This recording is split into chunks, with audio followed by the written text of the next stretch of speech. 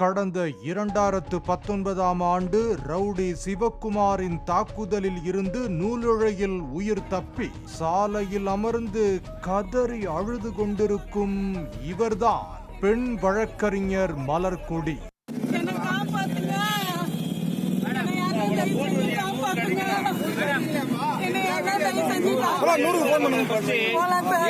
Armstrong கொலை தொடர்பாக பொன்னை பாலு, அருள் உள்ளிட்ட 11 பேர் கைது செய்யப்பட்ட நிலையில் கொலையாளிகளின் வங்கி கணக்குகளை ஆய்வு செய்த போது அவர்களில் ஒருவரது வங்கி கணக்கில் 50 லட்சம் ரூபாய் அண்மையில் டெபாசிட் செய்யப்பட்டதை போலீசார் கண்டறிந்தனர். அந்த பணம் பிரபல வழக்கறிஞரிடம் ஜூனியர் வழக்கறிஞராக உள்ள மலர்கொடி என்பவர் மூலம் டெபாசிட் செய்யப்பட்டது தெரிய வந்தது. அவருக்கு உதவியாக இருந்த ஜூனியர் வழக்கறிஞர் ஹரிஹரனையும் போலீசார் விசாரணை வளையத்துக்குள் கொண்டு வந்தனர். இவர்களுக்கு உடந்தையாக இருந்ததாக திமுக இலக்கிய அணி பிரமுகரான சதீஷ் என்பவரையும் பிடித்து விசாரித்த போலீசார் மலர்கொடி, ஹரிஹரன், சதீஷ் ஆகிய 3 பேரையும் கைது செய்தனர். சினிமாவை மிஞ்சும் அளவுக்கு மலர்கொடியின் பின்னணி விறுவிறுப்பானது என்கின்றனர் போலீசார். அதிமுக மேடை பாடகரான தோட்டம் சேகரின் 2வது மனைவி மலர்கொடி.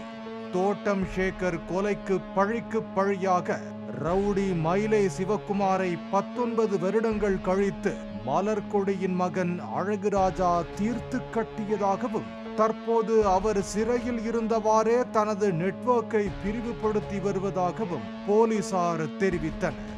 திருப்பதியில் வழக்கறிஞர் பயிற்சி மேற்கொண்ட மலர்கொடி பிரபல வழக்கறிஞரிடம் உதவியாளராக இருந்ததாகவும் ஆம்ஸ்ட்ராங் கொலையில் சிறையில் இருக்கும் பிரபல ரவுடியின் ஆட்கள் மூலம் பெருந்தொகை கைமாறியதாகவும் சொல்லப்படுகிறது. இந்த கொலை சம்பவத்தில் கொலையாளிகளை ஒருங்கிணைத்ததில் முக்கிய பங்காற்றியதாக பாஜக மகளிர் அணியைச் சேர்ந்த அஞ்சலை என்பவரை தேடி வருவதாக போலீசார் தெரிவித்தனர். அடுத்தடுத்து ஒவ்வொருவரையாக போலீசார் கைது செய்து வரும் நிலையில் இந்த கொலையின் பின்னணியில் கோடிக்கணக்கில் முதலீட்டாளர் பணத்தை ஏப்பம் விட்ட மலை விழுங்கிகள் பலர் தொடர்பில் இருப்பதாகவும் போலீஸ் தரப்பில் கூறப்படுகிறது. பாலிமர் செய்திகளுக்காக செய்தியாளர்கள் கதிரவன் மற்றும் சரவணகுமார்.